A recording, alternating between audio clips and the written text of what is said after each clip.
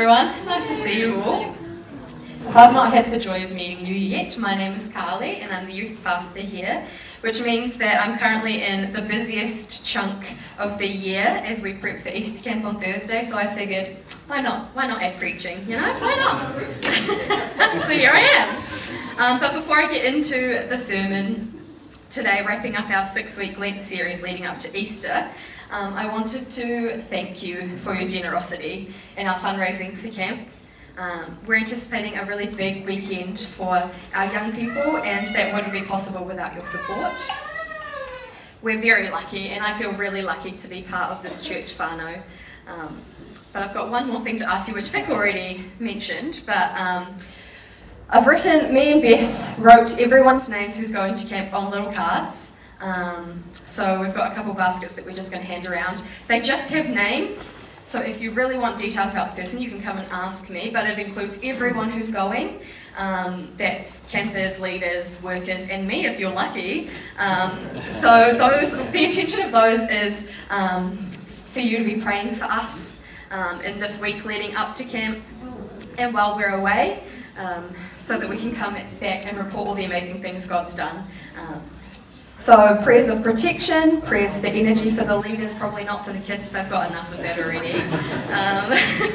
Prayers for new experiences and encounters with God, prayers for health and safety, anything of the sort would be amazing.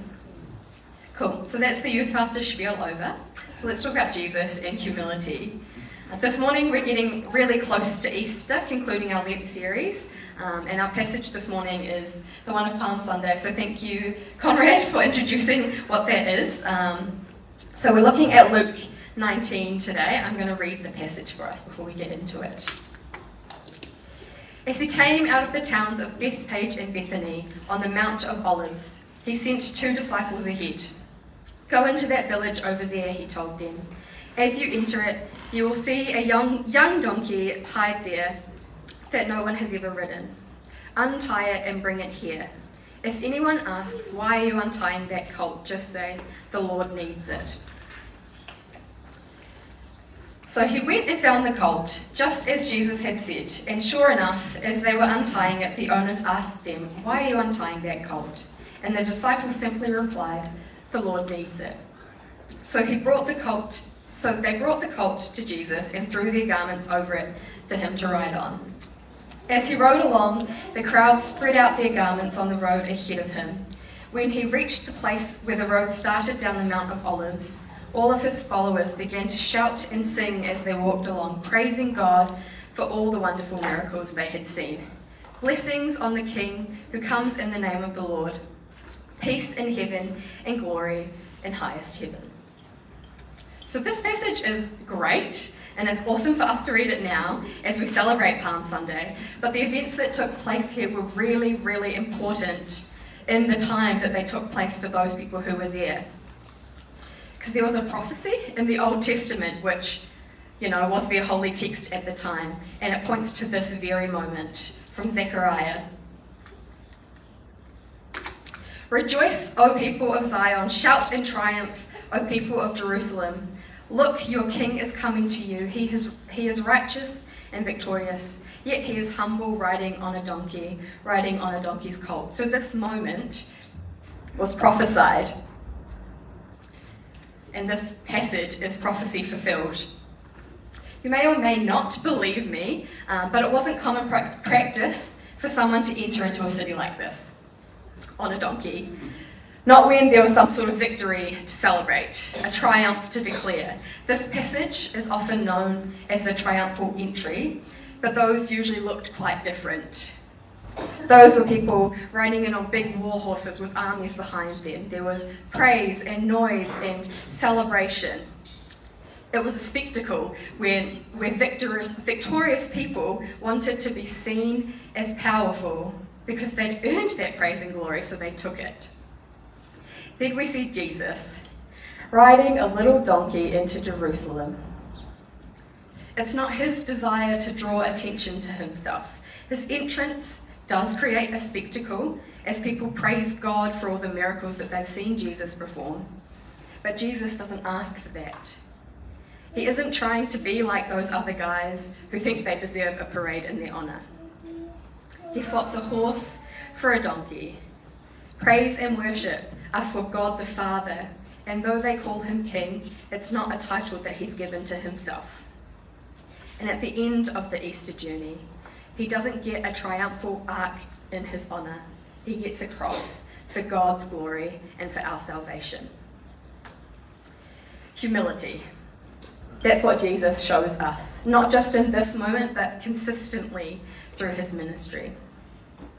It's also a word that can feel really loaded, especially here in Aotearoa, New Zealand, where we're stuck in this culture of tall poppy syndrome. A mindset which I hope and pray is shifting, but is still pretty ingrained in our culture. It's a mindset that says, we don't like it when people get excited about their achievements. It feels like they're bragging and they're boasting, which is not how people should behave. We don't want people to stand tall, so we cut them down. Ego is the enemy. With this mindset and the vague understanding that humility is a biblical trait, maybe sometimes we think it's our job or responsibility to humble each other. There could be times maybe where that is appropriate. Jesus certainly humbled people, but if we're looking at him as an example on how to behave, we see Jesus was never humbled by other people. He humbled himself before they ever got the chance. God is the one who humbles. It's his job. So maybe we need to think before we try and cut people down for being confident and excited about something that they've done. There's a difference between pride or ego and confidence, and there's a difference between humility and insecurity. If we aren't careful, when we think we're helping someone embrace humility, what we're actually doing is undermining their confidence and reinforcing insecurities. A beautiful part of humility, if it's genuine humility and not false humility, is the ability to be honest. You don't have to pretend that you're not stoked about an opportunity or proud of something that you've achieved, because pride doesn't have to be a dirty word.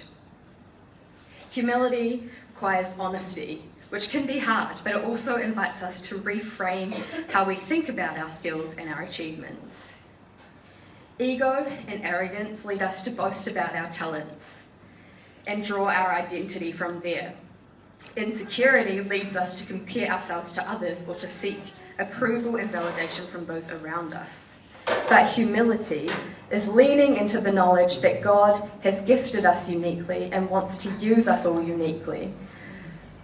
So what that guy over there is doing isn't really important in relation to what you're doing.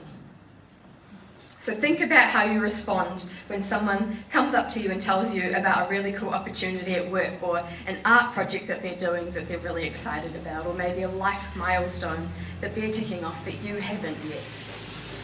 Think about the way your body responds, the emotions that you feel in that moment, and catch yourself before you say something that could be hurtful and damaging in the name of humility. Words are powerful, and there is a fine line between humbling someone who's being arrogant and chipping away at someone's self-esteem when they're confident or proud in something that they've done. One of the definitions of humility is to have a low view of one's importance. But I think perhaps a better definition for biblical humility is not believing that you're superior to others. And the flip side of that, not believing everyone is superior to you. We're all gifted differently. There are some things that I'm better at than others, and some things I'm absolutely useless at. I can bake a decent batch of cookies any time of the day, but please don't ask me to do any sort of maths in my head. It won't go well. And that's the point of us all being here. We all get to work together to bring glory to God, which is the whole point. The things we do aren't about making ourselves feel better than anyone else. They're about pointing to God and saying, He gave me these gifts, these interests, and He's placed me here. I'm so grateful, and He's amazing. Something that I have learnt and relearned in my years in ministry is I'm replaceable. Everyone is replaceable, which maybe sounds a little bit harsh, and I think it's the only slide where I put a full stop, so it's like a little bit harsh, but at its core, it's if I can't do it, someone else can. This is something that I've been confronted with a lot in the last 8 months. I've been forced to face my own limitations over and over again. When I expect myself to be better, and I'm not, time and time again, and sometimes I find myself declining even. So I don't recommend concussions. They're not a great time unless you need some humility. So if that's the case, I can give you tips later. Though it's been hard, there is a real beauty in being forced to say, I'm replaceable.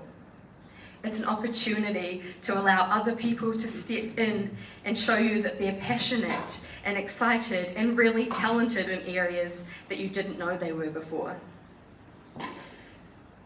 If I do it or if someone else does, it doesn't matter as long as God's at the centre. Recently, my mum, who's here this morning, has lost 2 of her cousins within 2 weeks of each other, which is not an easy thing for anyone to go through. But being able to celebrate their lives has been really beautiful. One of them was named Sue. She was an Anglican minister for a long time, and though I wasn't able to be at the funeral, Mum was telling me a story that one of her colleagues from the Anglican Church had shared about when Sue was moving out of a job and into a new one, and she'd said to the person replacing her, "Don't you dare keep doing things the same way just because that's how I've done them. My way isn't the best, you do it your way." I love that. It completely takes ego out of it. Just because that's how I would do it doesn't mean that you have to do it that way. We're all made so differently, and it's amazing to get to see the different ways that people contribute to the kingdom when we allow them to. That's the example that Jesus sets in this story this morning, where he makes no show of arriving to the place where he knows he'll die. In this story and all through his ministry, he's always pointing towards the Father. Over and over, we see him putting himself in the place of the least, when he washes the disciples' feet, when he heals a man with leprosy and says to him, "See that you don't tell anyone." Jesus knew the importance of humility in this way, and the power that it could have. He had more important things to do than build his very own fan club. He also knew when to claim his power and claim who he was. He performed a miracle in front of 5,000 plus people, feeding them with 5 loaves of bread and 2 small fish. He spoke to a Samaritan woman at the well, showing her that he knew everything that she had done and claimed to be the Messiah. But I think that's humility too, in a sense. He's claiming who he is because it points again to God's glory. For God's glory. Humility doesn't always look identical, but the purpose remains the same. All of it is to show how amazing God is. Jesus' entire life was lived in humility. He could have been born into a royal family in a major, powerful city, but he was born in a manger to 2 young people from a nowhere town called Galilee that people said nothing good comes from there. He could have shouted and shouted about who he was and what he could do. Instead, he preached about his Father and healed people because they needed it, not for his own gain. Sometimes our humanness causes us to long for more recognition, more popularity, and we seek it out publicly. We want someone to come over and pat us on the shoulder and tell us we're doing a really good job. And that's okay. Encouragement is important in this often hard thing that we call life. At youth, on Wednesday night for small groups, we all shared things that we appreciated in each other. We called out the light in one another, and it was an incredible experience. God doesn't want us to be miserable and think that we're no good. That's not humility.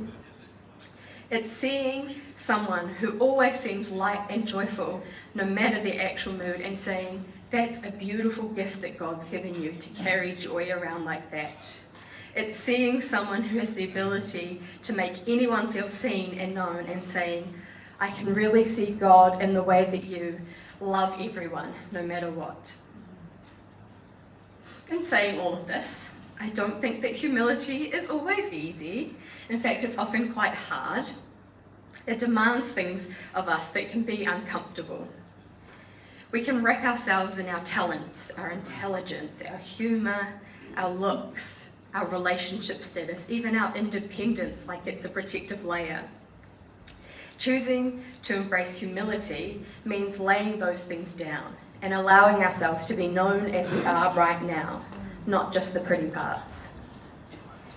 Humility asks us to be reliant on more than just ourselves. It's, hey, this is too heavy for me to carry alone. And it's, honestly, I'm really gutted that I didn't get that job. I thought I would have been a great fit for it. And it's, I really want this, but God knows best. We can also find it uncomfortable when we're confronted with other people's humility. Sometimes without really thinking about it, we might put people on pedestals. At a previous church where I did an internship at, the senior pastor told us a story about a time, probably many times, at church where he picked up a vacuum cleaner, and as soon as he did, people would rush over to him and try and take over the job because they'd decided that he was above it. I don't know that Vic would be upset about that if other people wanted to do the vacuuming for him. I wouldn't be. But I find it really fascinating how leaders can often be othered in a sense, but like they're superior. It's like if you've ever been to a church where the title of pastor is this big thing, like no matter how many times you refer to Pastor Mike, no matter if you've been on fishing trips with him, he's always Pastor Mike. It's a title that they've earned and they should be respected. But then we see Jesus. We see him choosing to ride into Jerusalem on a donkey without attempting to make a big scene, and we see him washing the feet of his followers without a second thought.